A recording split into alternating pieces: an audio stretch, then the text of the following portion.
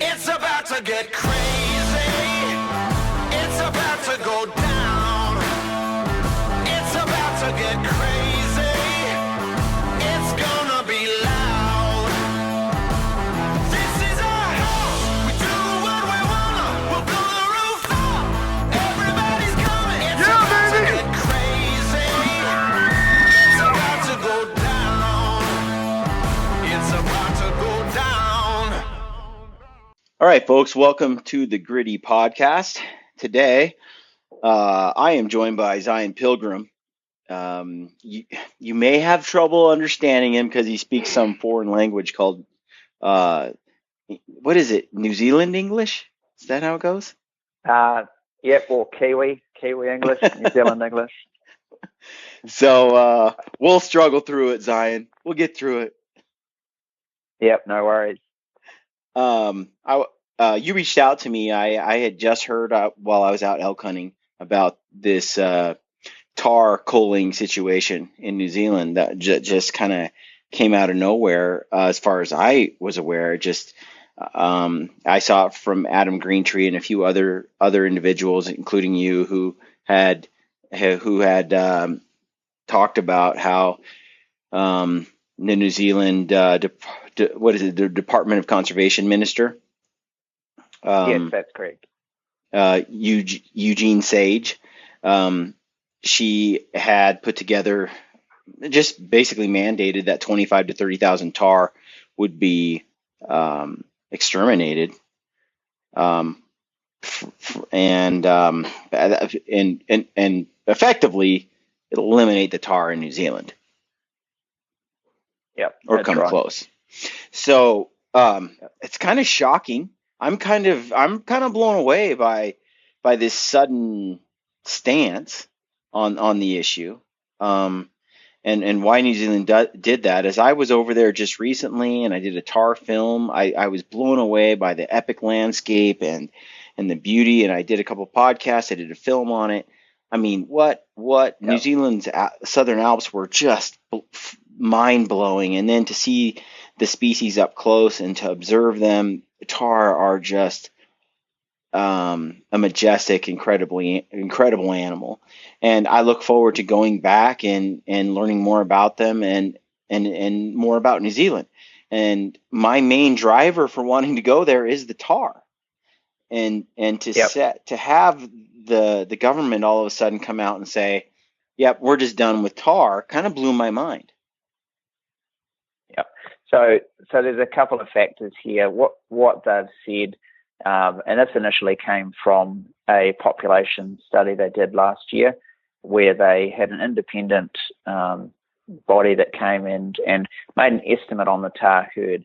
Now, we've got 25 years ago, there was a tahr management plan put together, the Himalayan Tahr Control Plan, 1993, in which they set a number of 10,000 tahr, which would be the maximum number they would allow on the feral range. And so what they've done with this current minister and with this government is they've done a survey where they've said, okay, the tahr population is estimated now at between 20 and 50,000 animals, which straight away that should tell you that's a very broad number. There's not much accuracy to that, 20 to 50,000. Yeah, Zion, which one is it, 20 or 50? Because that's a huge gap. Yeah, that's going to make a big difference. So the midpoint on that is 35,600 animals. And so what they've said is, look, this is 25,000 animals above what's allowed by law in the current plan, which is 25 years old. And so we are going to systematically cull effectively 25,000 or more animals over the next 12 months. Okay. And yeah, so there's another yeah. Go ahead. No, continue. Yeah, so another thing is they only released that statement to the public this week, and the cull was planned to start on the weekend. And so there was virtually no input from stakeholders, from hunting groups, from recreational hunters, which is a big following in New Zealand, let alone the commercial guiding industry, it's a mega It's a $100 million industry for New Zealand, and there was absolutely no consideration given for the economic impact of that decision. It was just purely driven from an ideological conservation perspective. So tell me about this minister and the party that's sort of driving this, because I kind of assumed that New Zealand had its head on straight more than this. Yep. So there's some background here. With the introduced, now it's important to know, and a lot of people already do know, that the mammals of New Zealand, the game animals, the deer, the tahr, the chamois, all of those animals are introduced. Most of them were gifts from back around the turn of the century, around 1900. The red deer were introduced in 1851.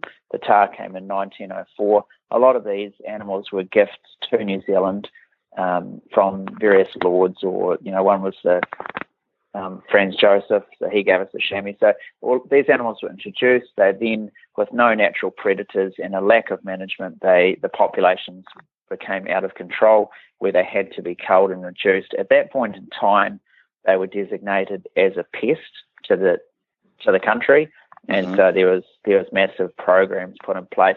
Now, really, with the red deer, the answer for that was commercial activity. So once they were being harvested by helicopters and sold commercially for venison, that was the answer that then controlled the deer numbers, and they're still controlled today by those means. And with the tahr, the same thing happened. What actually happened with the tahr population is, due to the commercial hunting pressure, they were nearly wiped out. They got to a point of being less than 1,000 animals total. And at that point in time, there was a moratorium placed on the commercial hunting of tahr and recovery. And by commercial, I mean shooting from helicopters and recovering for the skins and the meat. And so at that time was when the tahr plan was put in place.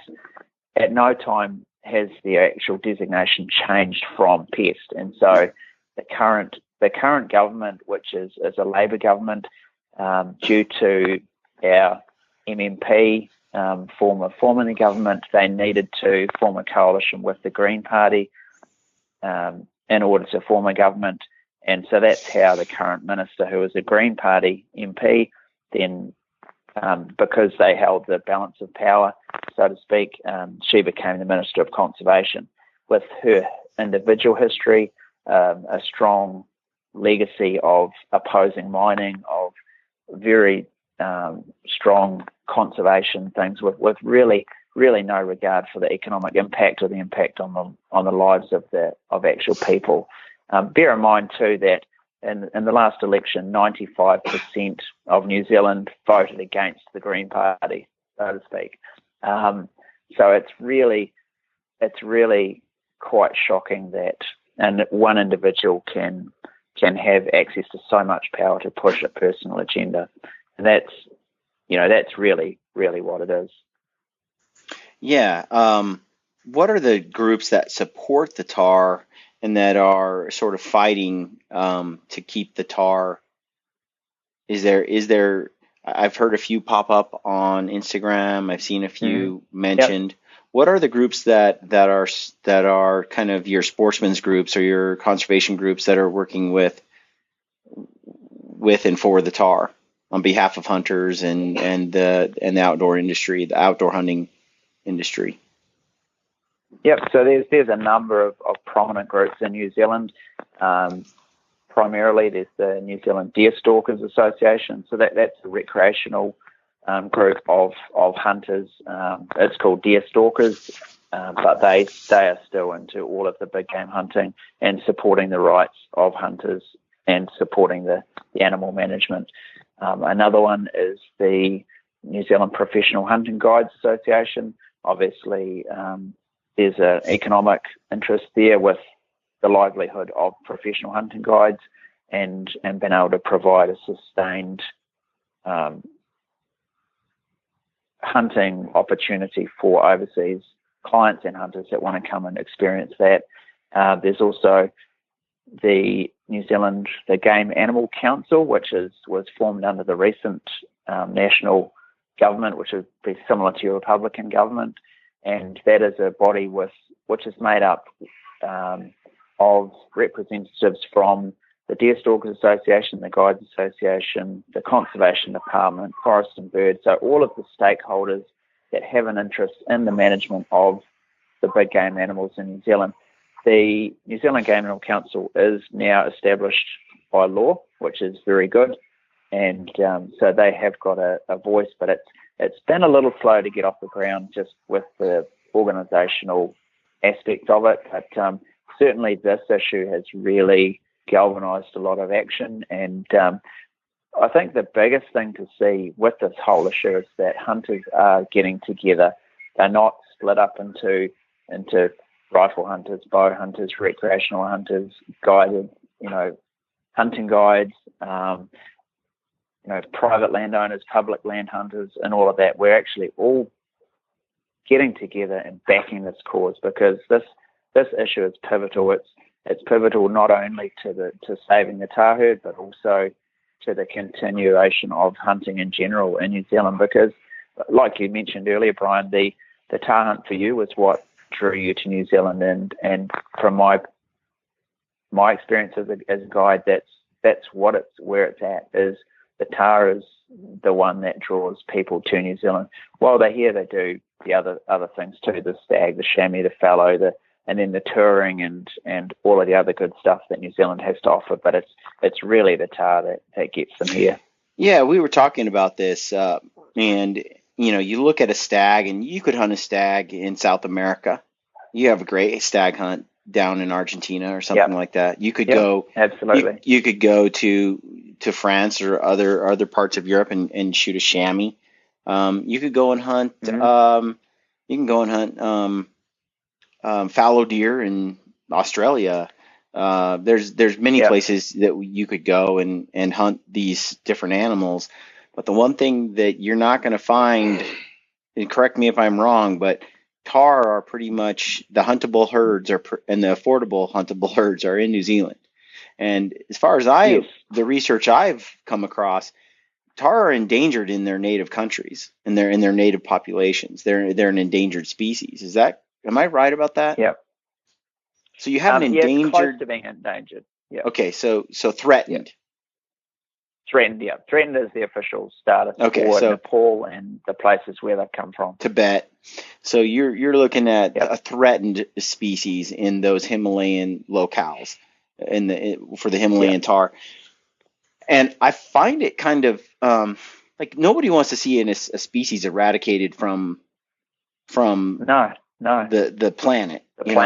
And if we can have a population in New Zealand of Tahr, in case they are threatened and then become extinct in their native lands, because those lands are often thrown into turmoil. They're often third world type countries, and the Tahr's future is questionable in their native home.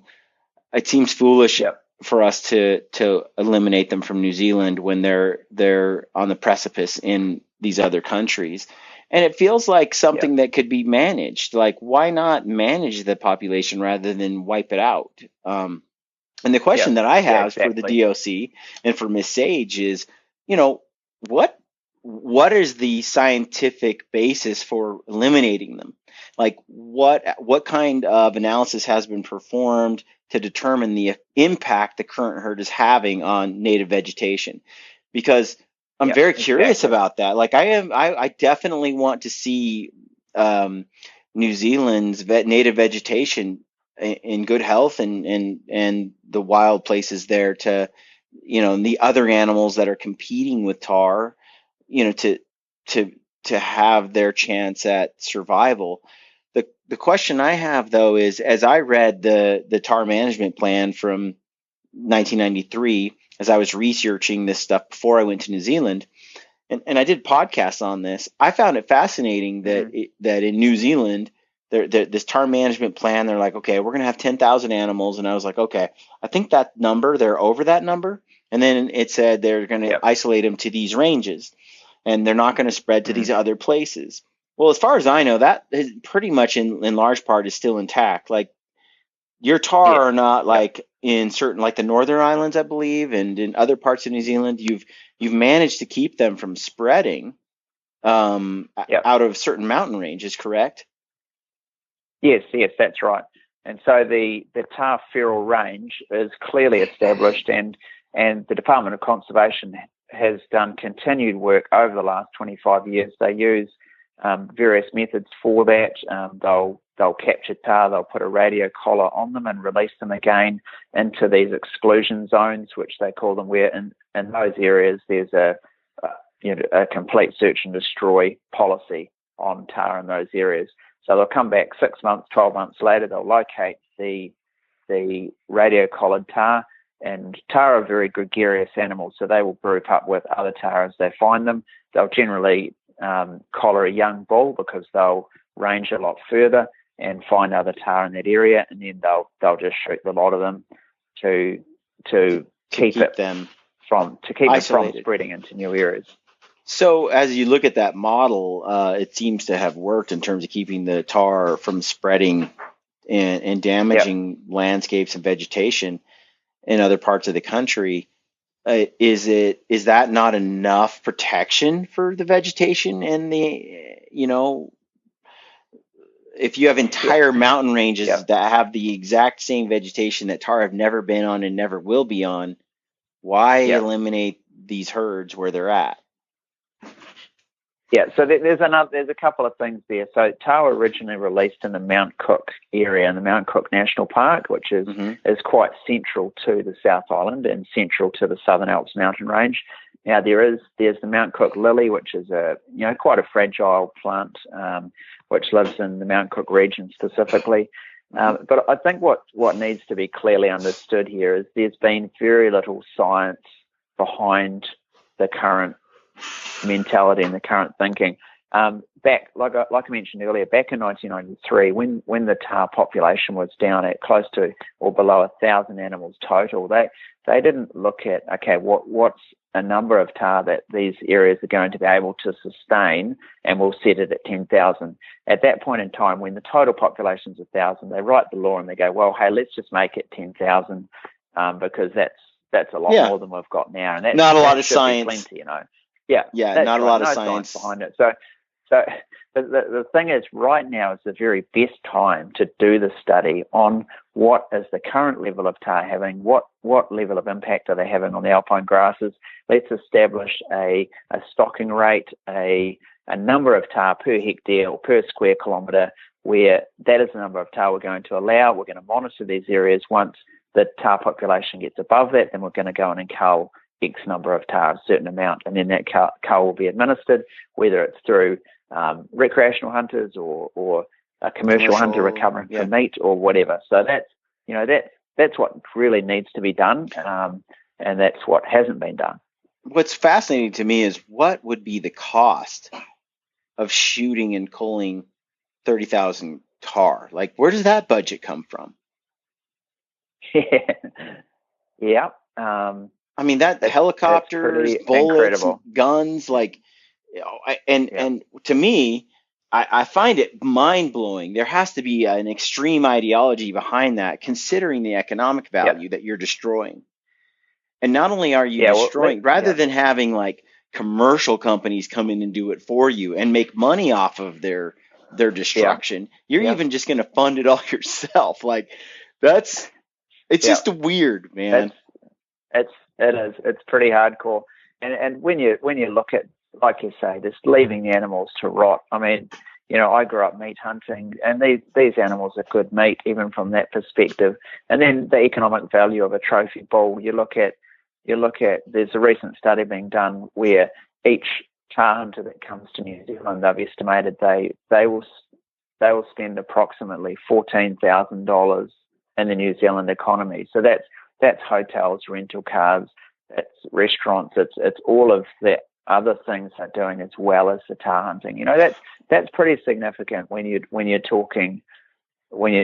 it all up. Well, and when you look at the tar hunting experience and the cost of what the tar hunting experience entails, you have New Zealand's mountains and New Zealand's culture, which are phenomenal. And then you add the Tahr to it, and pretty much you have one of the only huntable populations of Tahr in the world. So you have a unique asset that no one else has. And so there must be extreme economic value tied to it. And as we talked to the different guys that we were working with and hunting with in New Zealand, we were very aware that the cost of a red stag far surpassed the cost for me as a hunter. The purchase price of hunting a stag versus hunting a Tahr was vastly different. It was a lot more money for me to go after a big stag than it was to go after a big Tahr. That said, I only would go after the stag in New Zealand because the Tahr opportunity was there in combination with it. Yes. If you take away the Tahr, then I'll go somewhere else to get a chamois and a stag. Yeah, that's right. I mean, you don't even have to leave the US to hunt a stag. There's plenty in Texas. So yeah. I mean, there is that unique part that I think is foolish to eliminate. And then let's continue on, because I'm very curious. So when you said 14,000 I look at the amount I paid in airfare, which was a couple $1,000s to get to New Zealand, the amount you pay to travel, to have lodging, the amount I pay for the actual Tahr hunt. And then you might go and add a stag to that, or a chamois or a fallow deer to that experience. Yeah. You might go and spend a week touring Lord of the Rings sites, whatever. Like there's taking in the Maori culture. There's so much to see and do. And but the Tahr is one of those leading reasons for why a subset of people go there. And so it's more than just because I had a few people go, who's paying $14,000 for a Tahr hunt? I thought you could just do that, just go there and hunt them. Yes, you can, but it's what comes in the package while someone's there. Yeah, and that's where that number came from. It wasn't that someone's paid that to a guide or something else. That's what they've spent while in New Zealand. So that figure actually comes from, like you say, people that just turn up and go hunting. They just head to the hills, and then that includes then the guys that are looking for a specific experience, whether it's guided or self-guided or however. So all of those options are available, but that's the total. So I've had, since this issue came up, I put out a request on social media for hunters to send testimonials of what hunting means to them and what Tahr hunting means to them. And I've had a number of responses. I mean, I got a lot of responses, but a number of them said, look, Tahr was was why I went to New Zealand. While I was there, I hunted another 3 species. I brought my whole family. We did 2 weeks of touring. We did all this other stuff. But if it wasn't for the Tahr, we wouldn't have come. Absolutely. I mean, I can guarantee you that's 100% my situation. I'm not that interested, and haven't been that interested in the public land red stag opportunities in New Zealand. There's so much commercial hunting of the stag that I'm not as excited about it. And then I'm not that excited about a high fence operation. Although with a bow, it proved to be a lot more challenging, because we did spend one day chasing them around the land. But it's the Tahr. It's the Tahr that is the allure. And I've just said this recently. I was excited to shed light on the Tahr, because I think people who listen to the Gritty podcast would truly love that adventure and that experience. And so I was excited. When you find something awesome, you're excited to share it with other people. And that's what I was doing with the Tahr film and that experience, and just trying to bring people along on a fun adventure in an amazing place with an amazing animal, and really help people value it. And I feel like New Zealand is on the verge right now of exposing the value of that Tahr hunt to the world, and really having it become much more highly valued and coveted than it has hitherto been. And so to go and cull them now at the brink of, like, I think, of extreme success with the species, and where it might lead to increased tourism and increased revenue, it's foolish indeed. Yeah, and that's a really, really valid point there. With your perspective on, it's ready to expand, it's ready to develop. That's exactly the way I've felt about it for a number of years. It's always been my favourite hunt in New Zealand, and I've always felt like it's been undervalued, not really understood, and with what it's capable of. And I mean, as yourself, like, you've just been out elk hunting, and you love to get away, you love to get in the mountains, you love to put yourself physically against the elements, against the conditions, the mountains, and all of that, let alone adding bow hunting to the mix. That's another whole different story in itself. But New Zealand's really at a point, I mean, we offer all of that. We have it all right here, and it's a safe place to come. It's a great place to bring the family. It ticks all of the boxes. And I really think that right now we're at a crossroads with everything, not only in our history, but also for the future. We're at a point where we've got to keep pushing. We've got to keep the pressure up. If we don't, we're going to lose it, and we're going to lose it for the future and everything. I had so many people, as I made the posts about it, write to me and say, this would be horrible because I've been saving for the last 3 to 5 years to go to New Zealand for this hunt. This is the pinnacle hunt I'm excited about. This is my mountain goat hunt because I can't afford the mountain goat hunt, in Alaska or, British Columbia or Canada. They're like, there's so much about it that like you said is, and to me, after hunting mountain goat and after hunting Himalayan tahr, I said this before, like, I love mountain goat. I've been fascinated. I did a mountain goat film before the tahr film. Mountain goats have always been into goats in general, but the tahr has some sass and some personality and some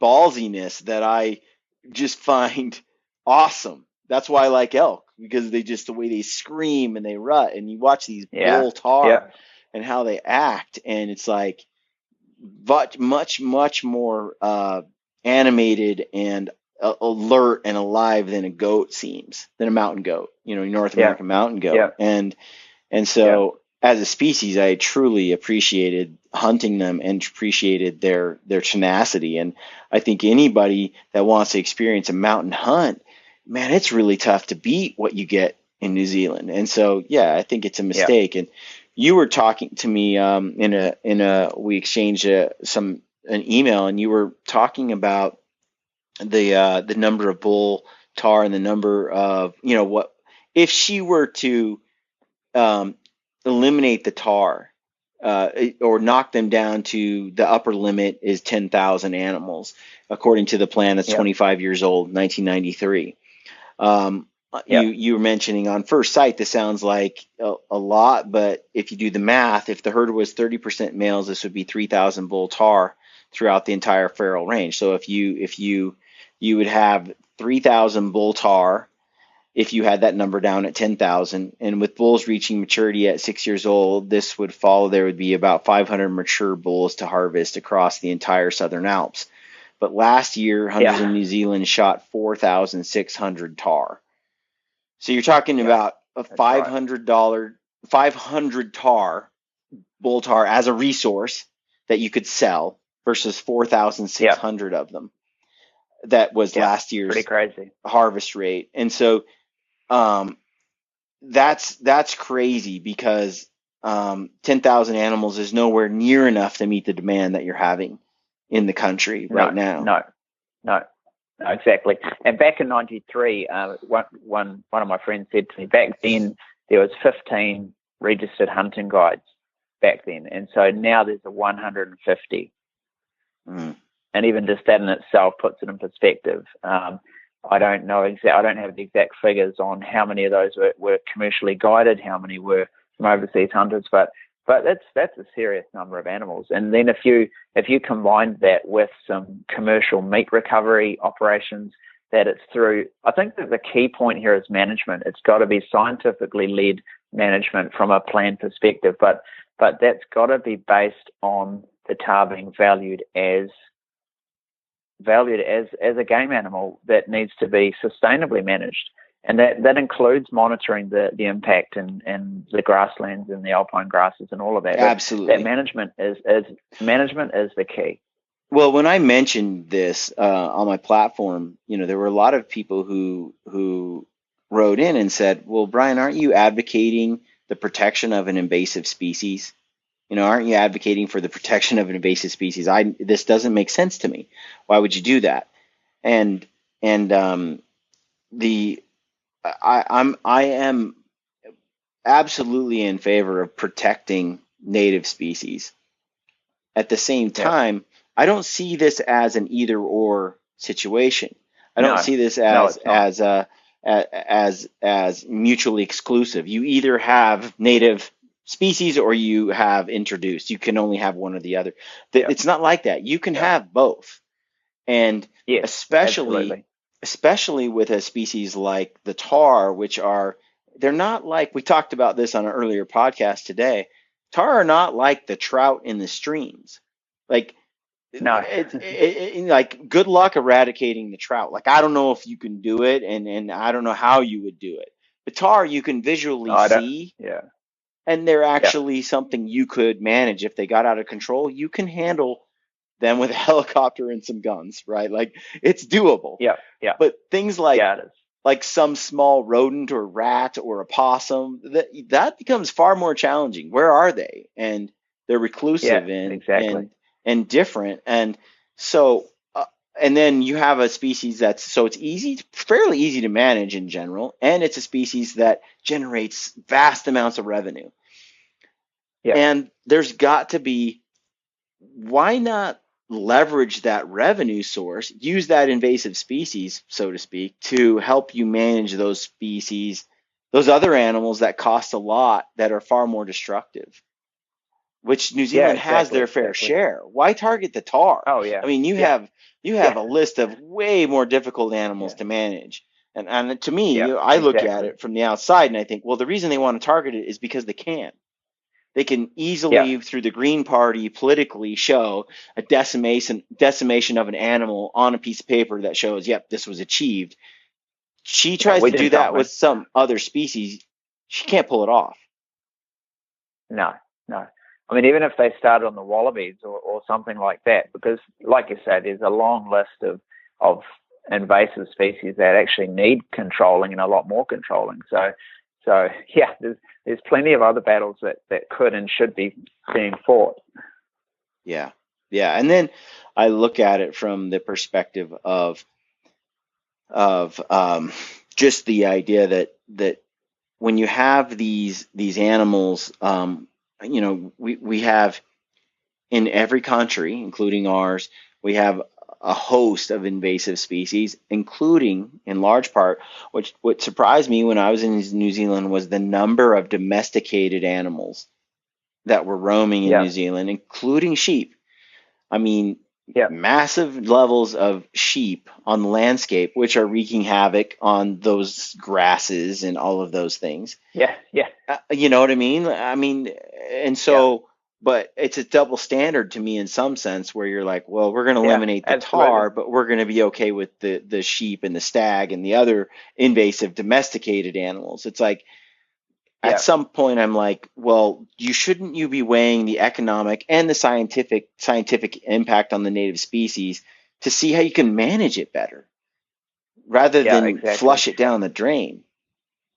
Yeah, exactly. It's quite funny you say that, because just before I posted a video of a just huge bull tahr just browsing on a plant, on a subalpine species of plant, and he's browsing. He's not destroying.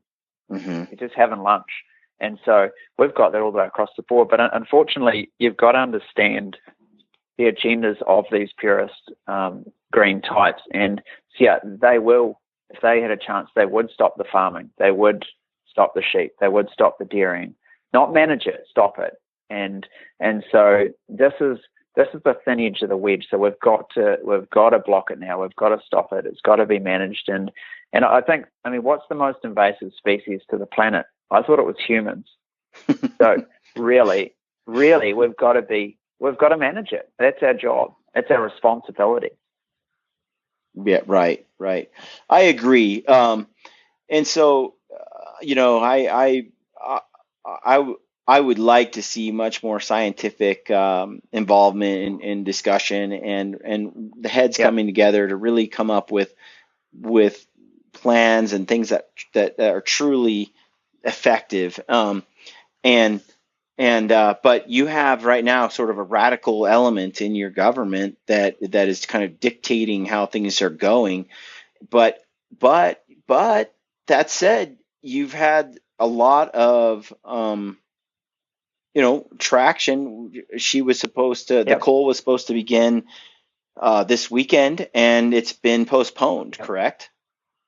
Yep. So that's right. Can you kind of describe the sequence of events that's occurred in the last week or so, and what's been going on? And then I'd like to get into how all of us around, all hunters, can band together and can kind of participate in this or help. Because I think, this isn't just I'm an American, so I'll worry about my side of the continent. It's this, I believe, is a global view of hunting and wildlife and conservation, and to see a green party like this that just promotes a one ideological view of the world, I think is and to have that win out would be a travesty, and it sets a precedent for other things. I think we should all, as hunters, whether we're from New Zealand or whether we're from America or Canada or South America, we should all work together, and especially with the way it is today, where we're kind of outnumbered. We're a minority, and so I think it's. I'd like to know more about after you kind of talk about what's happened in the last couple of weeks, like how we can get involved. Mm-hmm. Yep, absolutely. So this was really. It was really sprung upon the New Zealand public, and we've given very little response time. The social media platforms, we put out some emergency calls for help. The New Zealand Tahr Foundation was formed. It was already there, but really made into concrete as an organisation that would spearhead the fight against the department to try and block and stop this cull from happening. And so that was thrown together really fast. We set up a Facebook page, established a funding mechanism, which interestingly enough, in 4 days we were able to raise over $100,000, which shows, wow. It shows the support that has been behind this. And so you're absolutely right that hunters have united. We've gotten them behind it. Those of us that have a lot of hunting contacts and friends overseas and in the hunting industry, we got online and really put out the call to help to everyone we knew, and the response has been amazing. It's been humbling. It's just so good to see the hunters that have got behind this cause. And just a few days ago, we were able to get the opposition government, the national government, on board. And so one of those MPs, Sarah Dowie, she's done a great job for us. I've watched some of her debates in Parliament just in the last couple of days with the minister, really putting the heat on. It's been excellent. And so she started a petition. Well, in 15 hours, there was 20,000 people signed that petition to oppose the cull. So we're getting some really good traction. But what's really important is that we can keep this moving. So what we're looking to do, and this is very time sensitive, as you said. So the minister has postponed the cull, but only there's a couple of reasons for it. Primarily, one is that she's now going to a meeting on Monday with the Tahr liaison group, which is made up of the Tahr Foundation members and a few others that are stakeholders in this conversation and the debate. So it's really there's a lot swinging on that meeting. So the legal team for the New Zealand Tahr Foundation, that's why we're raising the money, is to fight this through the legal channels. We've now served 2 letters to the Department of Conservation, and we are seeking a court injunction from the High Court of New Zealand to stop the Tahr cull, because it's not being done in accordance with the law. And so it'll really depend on the outcome of this meeting on Monday as to whether or not, the next steps to take towards that injunction, and then to see where DOC's going to come at. So the big thing is to keep the pressure on, to keep the letters coming and keep the submissions. We've been sending letters to the government ministers and tourism and just every government department we can think of that could have. Actually, just yesterday, I emailed the CEO of Air New Zealand and explained this whole situation to him, and saying, look, this is huge. Air New Zealand obviously has a large carbon footprint, and they're a huge funding mechanism for the Department of Conservation. And so like, you guys need to understand what's happening and what's going on, and the effect it'll have on Air New Zealand and on the business with the air flights and the tourism and everything. Everyone needs to get on board and oppose it. And so that's really some of the things that we're doing. It's very time sensitive, but there's certainly a lot that every hunter can do. And it's not, don't just think that because you're from the US or because you're from somewhere else outside of New Zealand that, well, there's nothing I can do. There's a lot that can be done. Yeah. Wow, that is so encouraging, honestly, to have the dollars raised and the number of people get involved, and hunters that are writing letters. And,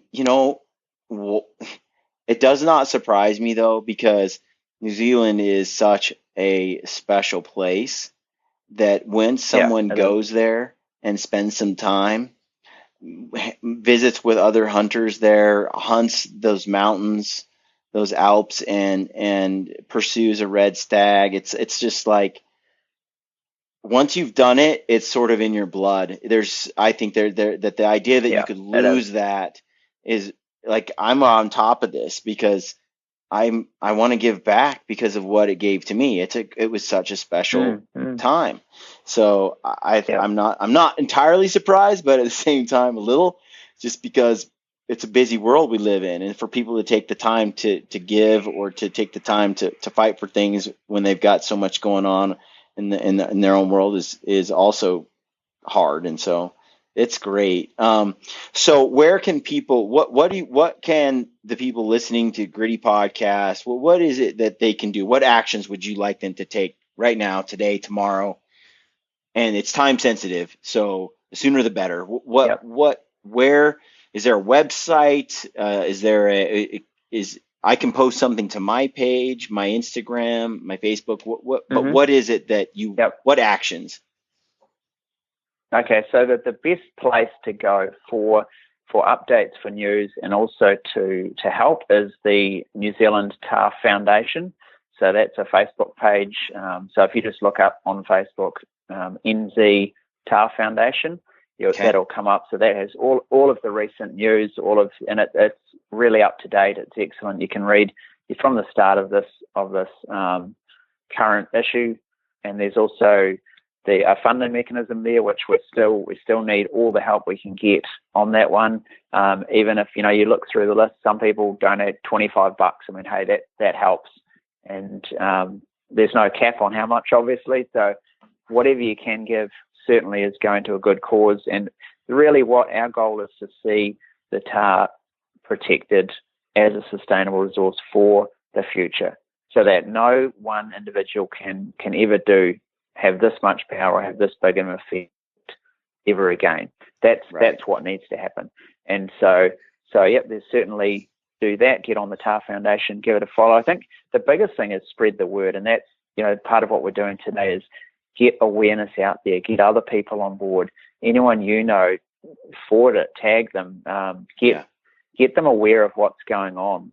Everyone knows New Zealand. Everyone knows it's a beautiful place. Even if you can't see yourself ever getting there, you can still have a say. Head on over to the Facebook page, New Zealand Tahr Foundation. All the latest news there. And another one is, if you do, even testimonials are so useful to just explain why you hunt and what it means to you, and then how you see New Zealand and what the Tahr hunt would mean to you. Like the things you've been saying today, Brian. This is gold, and this is something that people in New Zealand, the general public, do not understand. I mean, we're at a pivotal point. We need Teddy Roosevelt. Is what we need. We're at the point of, we need someone that's going to actually preserve what we have and improve it for the future. So definitely get testimonials in. You can email them somewhere. Where do they send them? To any of the. Yeah, well, I've had a lot of my contacts have sent them to me, and then I've been attaching those to the letters that I've been sending, just to give weight, to add weight and perspective to the letters I've been sending to different ministers and like I say, the CIB New Zealand. A good friend of mine, Carson Wentz, he wrote just a great testimonial. A recent hunt he did. He took a bull tail with a bow, and just great to get that perspective. And it's really about educating. So much of it's about educating the public of New Zealand as to what this resource is and what it means to us and what it means to people. A lot of people that live in cities just don't understand. They probably don't even know we have Tahr, and so they're like, "Oh, invasive species, yeah, get rid of them." So, right. So it's a lot of it's about education. So definitely, let's raise awareness. Let's assist with funding if you can. So people can email the New Zealand Tahr Foundation. They could email you. Yep, that'd be fine. And that way, that message will get out there, and we'll be able to present that perspective. Now, what's the name of your company? You're an outfitter guide in New Zealand. What's the name of yours? Yep. So our company is Wilderness Quest New Zealand. Basically we just do guided hunts for predominantly overseas hunters and some New Zealanders. And it's really about just getting out and experiencing the mountains and everything that it has to offer. It's about the adventure. Yeah, and people can get a hold of you personally on social media. They could do it on Instagram. Looking up, I can't remember what your Instagram is, Zion. Is it just Zion? It's Zion Hunt NZ. There it is, Zion Hunt NZ, ZION Hunt NZ, and they can get a hold of you at wildernessquestnz.com, right? Yep. So my email is Zion ZION at wildernessquestnz.com. Okay, and for people that are following Gritty, you can, in listening to this podcast, you can go to my Instagram as well, and we'll post links to some of this stuff on the story the day these podcast goes up. And over the next couple of weeks, we'll post a little bit here and there with links, so you can just go to Instagram or Facebook and click on those there too to make it easier. And basically, where can they donate? Where can they donate some money if they want to support it? The cause. So go to the New Zealand Tahr Foundation page on Facebook, and there's a link there. It's to a mechanism. It's a website called Give a Little, and I know that as of a few days ago, they could only donate from overseas. You could only donate using Visa or MasterCard, but now they are adding a PayPal option to that as well. So that shouldn't exclude anyone from helping. Awesome, excellent. Gosh, is there anything else do you want to add to this discussion before we wrap up? I think we've covered it pretty well. The main thing is just people have to realize how vital this is, just for the future of our country and the outdoors, and as we know it, and protecting it for the future. It's not a time to sit on your hands. It's a time that everyone must do something. We've got to do something about it. Well, and one of the things that I find interesting, like according to what I've read and heard, this minister of Department of Conservation, Eugene Sage, has stated that she would even like to wipe out all the trout in New Zealand. Yeah, and the salmon. and the salmon. And absolutely, trout are an invasive species in New Zealand. And they have found a home there, and they absolutely thrive in New Zealand. Yeah, they sure do. And some of the most world-renowned fishing in the world, some of the best brown trout fishing in the world. And I can't imagine the New Zealand people wanting the trout gone.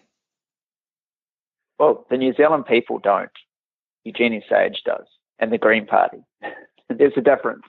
And I feel like that's pretty extreme at this point. How long have trout been in New Zealand? A long time. And I mean, that's kind of like, again, like, yeah.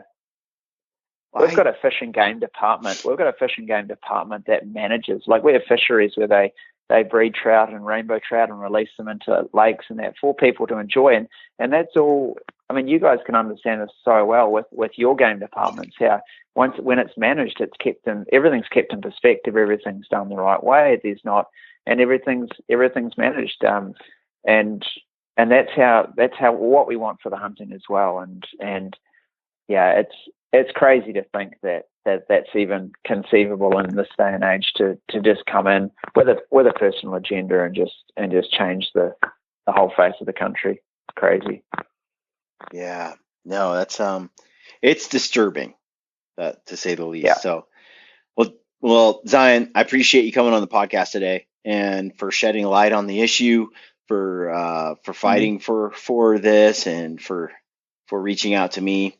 I'm glad we had you on the podcast today. We'll get this out probably tomorrow morning, and try to get individuals to take action as soon as possible. It is time sensitive, and I like I said, I think it's not that hard to give a few dollars. It's not that hard to write a letter.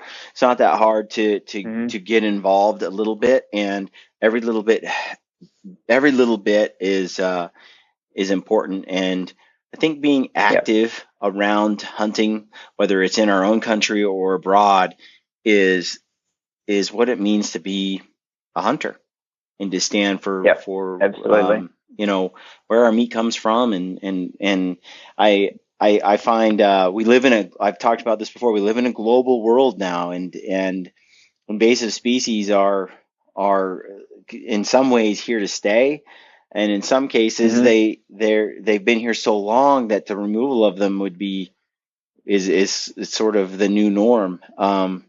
And I totally understand if the impact has grown to a point where you are at the risk of losing an entire species because of what the tar has done, of vegetation or animal life. But as far as I've been able to tell, that it's just not the case. And so it would be a travesty, I think, to allow this sort of anti-outdoors, anti-hunting agenda to roll forward. So I just encourage everyone to get involved and be proactive. So, absolutely. Thank you, Zion. Appreciate it, brother. Yep, no worries. It's been great to be here, and thanks for everything you're doing to help us too. Really appreciate that. You bet. All right, folks. Thanks for tuning in. Stay gritty. Despite our ever-changing, ever-indignant world with its growing ignorance of and indifference to the ways of the wild, I remain a predator, pitying those who revel in artificiality and synthetic success while regarding me and my kind as relics of a time and place no longer valued or understood. I stalk a real world of dark wood and tall grass stirred by a restless wind blowing across sunlit water and beneath star-strewn sky. And on those occasions when I choose to kill, to claim some small part of nature's bounty for my own, I do so by choice, quickly, with the learned efficiency of a skilled hunter. Further, in my heart and mind, I know the truth and make no apologies for my actions or my place in time. Others around me may opt to eat only plants, nuts, and fruits. Still others may employ faceless strangers to procure their meats, their leather, their feathers, and all those niceties and necessities of life. Such is their right, of course, and I wish them well. All I ask in return is no one begrudge me, and all of us who may answer the primordial stirrings within our hunter souls, my right to do some of these things myself.